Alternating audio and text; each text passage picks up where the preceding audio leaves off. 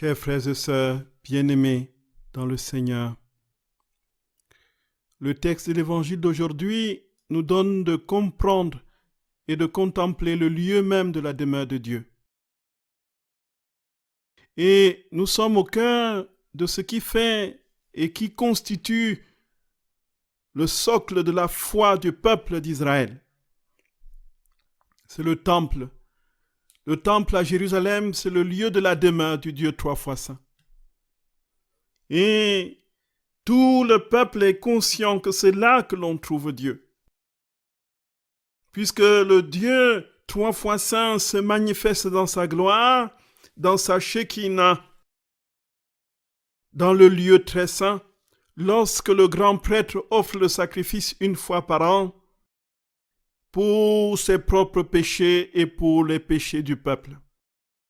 C'est donc le lieu par excellence de la manifestation de la gloire de Dieu, où le ciel est présent. Et une fois qu'on va au temple, on est proche de Dieu. Seul le rideau, le grand rideau, sépare cette présence glorieuse du Dieu trois fois saint au cœur et au-dessus de l'arche de l'alliance avec le peuple. C'est donc, frères et sœurs bien-aimés, quelque chose de particulièrement marquant dans la compréhension du geste de Jésus.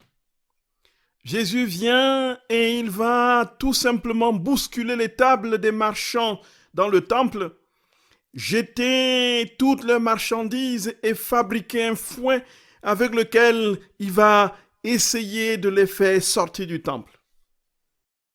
Frères et sœurs bien-aimés, ensuite il va dire « Détruisez ce temple et en 3 jours je le rebâtirai ».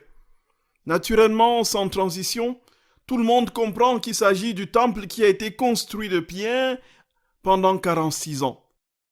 Mais comme il nous est dit, Jésus parlait du temple de son corps. Nous voyons bien, frères et sœurs bien-aimés, cette transition qui est tout simplement éloquente. Une transition sans transition. Jésus veut dire très clairement que tout ce qui se vit au temple dans l'esprit du peuple va désormais se vivre en lui et par ricochet dans le cœur et dans le corps des âmes. Dieu désormais va quitter le temple pour habiter l'âme humaine. Et l'homme devient donc le temple de Dieu en définitive. Frères et sœurs bien-aimés, nous comprenons donc pourquoi, en accomplissant la volonté de son Père, Jésus veut libérer le temple de tout ce qui n'est pas Dieu. Au temple, avec la présence de Dieu, tout doit être en principe tourné vers cette présence et entrer dans une communion de grâce, d'action de grâce, d'amour et d'adoration avec le Créateur. Mais ce n'est pas le cas des marchands qui s'y sont installés et qui travaillent justement à faire du commerce, à engranger des profits sur le rituel sacrificiel justement du peuple, dévolu au peuple. Et Jésus va dire, la seule chose importante c'est moi, c'est Dieu, c'est mon Père. Le zèle de ta maison me dévore comme un feu. Nous sommes là, frères et sœurs bien-aimés, dans l'accomplissement de cette parole. Le zèle de ta maison me dévore comme un feu.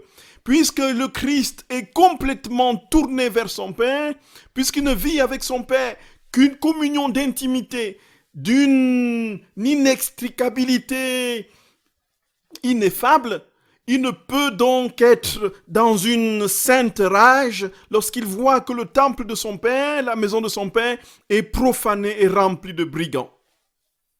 Et voici, frères et sœurs bien-aimés, le grand combat spirituel qui est ainsi engagé.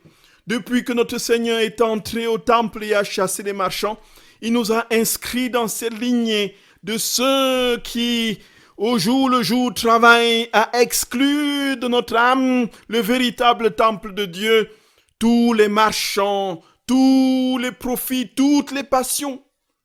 Nous sommes ici dans une véritable guerre, frères et sœurs bien-aimés.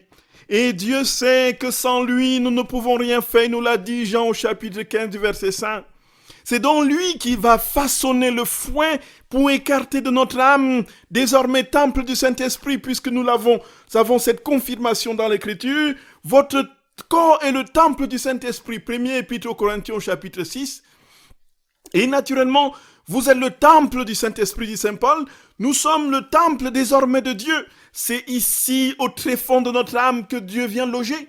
Et c'est encore Jésus qui fabriquera le fouet pour éloigner de notre âme tout ce qui n'est pas Dieu. Le combat définitif, frères et sœurs bien-aimés, c'est Dieu qui le mène. Et c'est pour cela, encore une fois, qu'au cœur de cette vérité, Jésus nous dit une seule chose.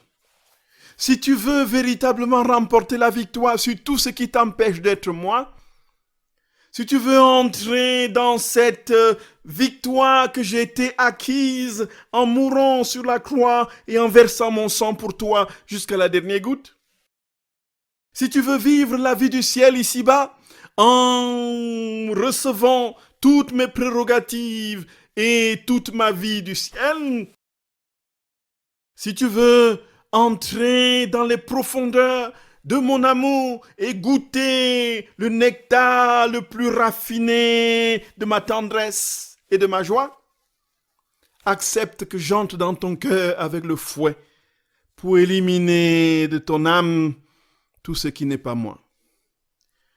La vie du ciel est donc une rupture radicale d'avec tout ce qui n'est pas Dieu. La vie du ciel, c'est donc a pour moyen le grand combat, le combat de la foi. Et Saint Paul, frères et sœurs, dans l'Épître aux Éphésiens, nous donne les armes. Jésus entrera dans notre âme avec la cuirasse pour que il va nous armer de la cuirasse de la justice, du zèle comme chaussure aux pieds pour annoncer l'évangile, de l'épée, du bouclier de la foi, de l'épée de l'évangile et du casque du salut, de la ceinture de la vérité. Et voilà comment il va nous engager dans ce processus de lutte virulente, de lutte interminable jusqu'à notre dernier souffle contre le mal et contre tout ce qui n'est pas Dieu. Frères et sœurs bien-aimés, nous voici au cœur de ce grand mystère que Dieu seul a initié, le mystère du combat et de la victoire. Il est celui qui combat, il est celui qui remporte la victoire. Que sa grâce nous soit donnée, frères et sœurs bien-aimés, que nous ayons recours constamment à lui.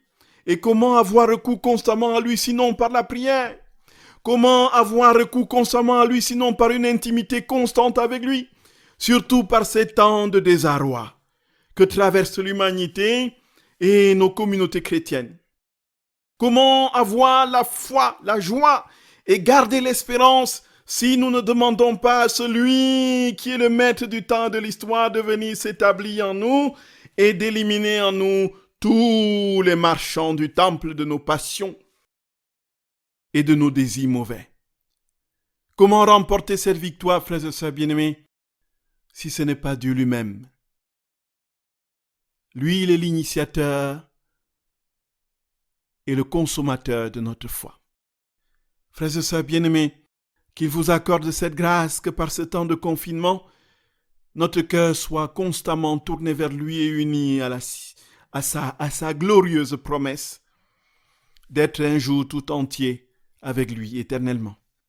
Frères et sœurs, qu'il nous donne de persévérer, qu'il nous donne le courage, qu'il nous donne la force, qu'il nous donne la constance dans tout ce que nous aurons à faire pour que advienne le règne de notre très saint Seigneur, advienne son règne au cœur de la créature. Et que toutes les âmes goûtent la joie d'appartenir à la grande famille des enfants de Dieu. Et que tous, déjà ici-bas, commencent à vivre quelque chose du ciel en attendant la glorieuse et parfaite contemplation de son visage de lumière lorsque l'heure aura sonné. Qu'il vous bénisse, frères et sœurs bien-aimés, dans son amour et qu'il vous établisse fermement dans la foi et qu'il vous donne de ne jamais, encore une fois, et nous le martelons, jamais vous décourager. Plaise au Seigneur de vous accorder sa puissante bénédiction au nom du Père et du Fils et du Saint-Esprit. Amen. Soyez bénis, frères et sœurs bien-aimés. À très bientôt.